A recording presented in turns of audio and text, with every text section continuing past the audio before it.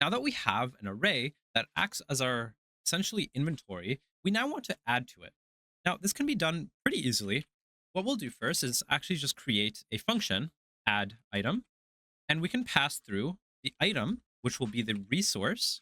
And if we call the actual resource item class name, because in our resource, we extended the class name item, we can make sure we define it by saying item. And we can, of course, say quantity if we want that as well. Now, in this function, we first want to actually add it into our array. Let's look at how we can do that. The first step is to first for loop I in inventory size.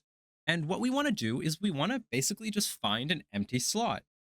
So we can do that by saying if items at I is equal to null, then we'll do something. Now, obviously, there's no items. And another thing that we could try is doing slots, but this won't work because, well, the panels doesn't have anything like that. That won't really help us. So what we'll do as a kind of workaround for now is we're going to create an items tab, an array, and just make it empty as well. Now, as we add to the slots, we'll also add to the items, but we're going to append null. So this will do exactly kind of what we want. This will make slots with, it's not really with the items, but it'll also make an array with items and append null into all 20 slots. This way we can kind of keep track of two different arrays. Now, again, just to emphasize, this is an example. It's not how you're meant to actually do it, but for the sake of adding inventory items into some sort of array, we're going to use this for now. So now that we've checked to see if the items is empty, once we found an empty slot, well, we actually just need to add it.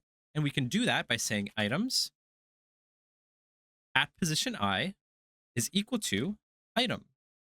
Now this item it's a little confusing, but this item is the item that we're trying to add. Now we can test this by going over here to add item, and we can add some sort of item. Now here we need to actually load in a resource. Now you might be wondering, well, how do we do that? Well, I can drag in the iron sword, hit control before I drop it, and now I can try adding in this item.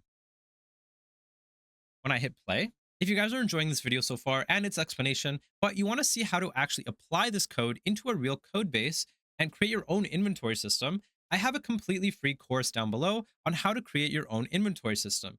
It goes step by step. We build every component of the inventory together, again, with micro videos like these, and it's completely free, so go check it out. The link will be down below in the description.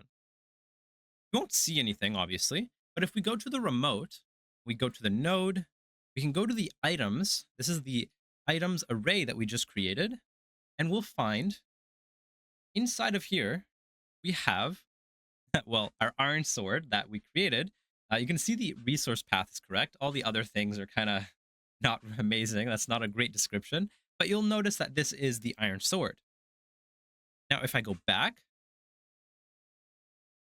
you'll notice it did it again. Well, why is that? Well, that's because it for looped through all the inventory. It looped through everything. So it worked, but it kind of worked a little too well. So what we can do here is we can return true, or we can just return, to be honest. We don't really need to return true or a number, but we do need to end this loop. And we do that by returning. Now, in my case, I usually like to return something. So that way, here, I can return false. This allows us to find out, hey, this function was called, but we actually were able to return true. If this doesn't happen, that means this happens. So we return false, meaning, hey, we didn't add anything into the inventory. So maybe there's something else we want to do. Now, to make sure that this does always return a Boolean, we can just define the function by doing this. This will allow us to actually give it a Boolean. Now, you may be wondering, though, what about the quantity? Well, this is where I want you to come in. I want you to start thinking, hey, what if there is no quantity? How do I add more quantities? These are all questions that you need to start thinking. How do I do these things? Or how do I check for certain? Now, you may be wondering, what about the quantity? Well, that's a little simple because all we need to do is for loop through after we find an empty slot, for loop through the quantity, or you can do a while loop, whichever, and actually just add that many quantities. Now, you may be wondering though, well, what if our inventory has that item already? Like, let's say we're trying to add a potion, and let's say in slot 1, we have a potion already. and I want to add to the quantity of that. I don't want to just add another potion. Well, that's where you come in. Now you need to start thinking, hey, how do I check for these things? How do I check to see if there is already that item that exists inside of my inventory? You'll quickly find that this function is going to expand into a very large function. It's going to expand probably to 50 lines, maybe. Uh, in my code base, I have it at around 50 lines, maybe a little less. But that is because we need to check for a bunch of different things. This is the basics of it. This is how we just add an item. And that's cool, but we need more than that. So I want you to start thinking about these things. What do we check for?